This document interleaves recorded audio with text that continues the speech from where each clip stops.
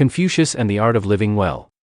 For more than 2,000 years, the teachings of Confucius shaped the way millions of people understood wisdom, character, and the meaning of a good life. Confucius never claimed to be a prophet or a mystic. He saw himself simply as a learner. Someone who studied human nature, observed society, and sought to understand how people could live with harmony and dignity. At the heart of his philosophy was a simple belief. A good society begins with good individuals, and good individuals begin with good character. To Confucius, living well was not about wealth, status, or power. It was about cultivating the qualities that make a human being noble. Qualities such as honesty, respect, humility, responsibility, and kindness. These values were not abstract ideals. He believed they should shape everyday behavior. In the home, in the community, and within the mind. The goal of life, he taught, was not perfection, but continuous self-improvement. He believed a person becomes wise not by achieving greatness once, but by choosing virtue again and again in small, steady ways. Every action mattered. Every interaction revealed character. Every moment offered a chance to grow. Confucius taught that the foundation of a good life begins with self-cultivation. This meant being honest with oneself, reflecting on one's strengths and weaknesses, considering one's motives, and learning from mistakes. He reminded people that improvement starts inward, long before it appears in outward behavior.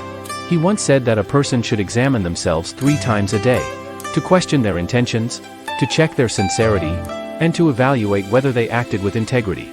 This practice was not meant to create guilt. It was meant to build clarity. To him, a clear conscience was more precious than success. One of his most influential ideas was the principle of Ren. Ren can be translated in many ways. Humanity, benevolence, kindness, or simply, being fully human. Confucius believed that Ren is the highest virtue, the guiding light that shapes all other actions. A person who possesses Ren treats others with respect, listens with empathy, and acts with compassion. They do not seek to dominate, but to understand. He believed that kindness does not make a person weak. On the contrary, it requires strength. The strength to rise above anger, to think before reacting, and to act based on values rather than impulses. Another central idea in Confucian thought is li, a word that refers to the rituals, manners, and respectful behaviors that strengthen society. To Confucius, li was not about strict rules or empty gestures. It was about cultivating attention, mindfulness, and respect in daily life.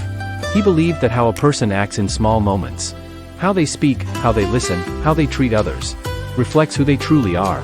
Li teaches that even ordinary interactions can become opportunities for virtue. A polite greeting shows respect. A careful word prevents conflict. A thoughtful action maintains harmony. Confucius believed that when people act with courtesy, relationships become smoother, communities become stronger, and individuals feel more connected to one another. For him, wisdom was deeply practical.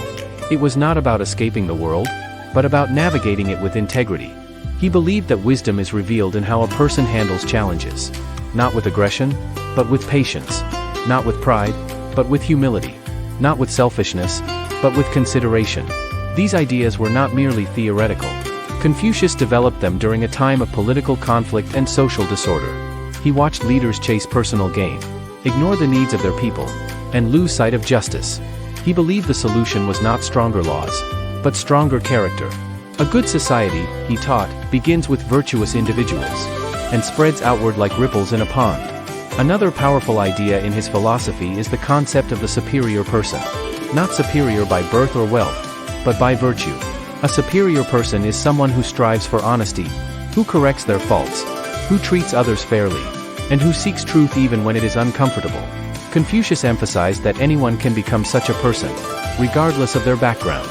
What mattered was the willingness to learn. He believed that wisdom required lifelong effort. Even near the end of his life, Confucius said he was still learning, still improving, still striving to understand what it means to live well. To him, growth never stops. Every day offers lessons, and every experience adds depth to one's character. Confucius also placed great importance on balance. He believed extremes lead to conflict and confusion. Excessive pride, excessive anger, excessive ambition. Wisdom lies in moderation. A person should be confident but not arrogant, ambitious but not greedy, cautious but not fearful. Balance keeps the mind steady, and a steady mind creates a steady life. He taught that emotional control is essential, not suppression, but understanding. A wise person notices their emotions, reflects on them, and responds thoughtfully rather than impulsively. Confucius believed this emotional clarity was one of the greatest markers of maturity. But perhaps the most enduring aspect of his philosophy is the belief in leading by example. Words alone are not enough. A person must embody the values they wish to see in others, whether a parent, teacher, leader, or friend. Confucius believed influence comes from character, not authority. People learn more from behavior than from instruction. To live well, he suggested, is to live in a way that inspires others to live well too. Today, Confucian wisdom remains relevant. Modern life moves quickly.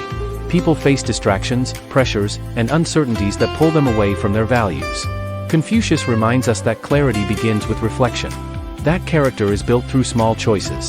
That kindness strengthens communities. That self-improvement never ends. His teachings offer a simple, steady path. Not a promise of perfection, but a guide for living with integrity in an imperfect world. Confucius believed the art of living well is within everyone's reach. It begins with looking inward, with choosing virtue, with practicing kindness, with developing discipline, and with treating others the way one wishes to be treated. It grows through reflection, patience, and humility. It expands as a person aligns their actions with their values. And it deepens as they become more honest, more aware, and more compassionate. In the end, Confucius leaves us with a quiet message. Greatness is not found in achievements, but in character. And a meaningful life is built, not by chance, but by choice. Choice after choice, day after day. His life teaches that wisdom is not distant or mysterious. It is present in the way a person speaks, the way they act, the way they listen, and the way they treat others. To live well is an art, one painted with each moment, each intention, and each act of virtue.